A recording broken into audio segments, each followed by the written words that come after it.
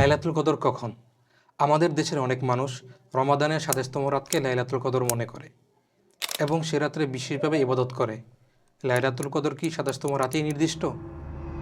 লাইলাতুল কদর কখন সংঘটিত হবে সেটা শুধুমাত্র আল্লাহ তাআলাই জানেন। তবে এই ব্যাপারে রাসূল সাল্লাল্লাহু আলাইহি ওয়াসাল্লাম আমাদেরকে কিছু দিক নির্দেশনা দিয়েছেন। রাসূল সাল্লাল্লাহু আলাইহি ওয়াসাল্লাম বলেন, তোমরা রমাদানের শেষ দশকে লাইলাতুল কদর তালাশ করো। তিনি আরও বলেন, তোমরা রমাদানের শেষ দশকের বিজয় রাত্রিগুলোতে লাইলাতুল কদর তালাশ করো। তাই শুধুমাত্র ২৭তম রাতকে নির্দিষ্ট করা উচিত নয়।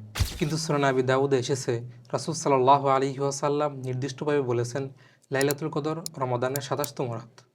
হ্যাঁ, তবে শুধুমাত্র ২৭তম রাত নয়, বরং বিশুদ্ধ হাদিস দ্বারা প্রমাণিত যে রাসূল সাল্লাল্লাহু আলাইহি ওয়াসাল্লাম নির্দিষ্টভাবে রমাদানের শেষ দশকের প্রায় প্রতিটি বিজয় রাত্রির কথাই উল্লেখ করেছেন। ইবনে উসাইমিন রাহিমাহুল্লাহ বলেন, রমাদানের শেষ দশকের অন্যান্য রাত্রি ছেড়ে শুধুমাত্র ২৭তম রাতকে কিয়ামের জন্য নির্দিষ্ট করা ভুল।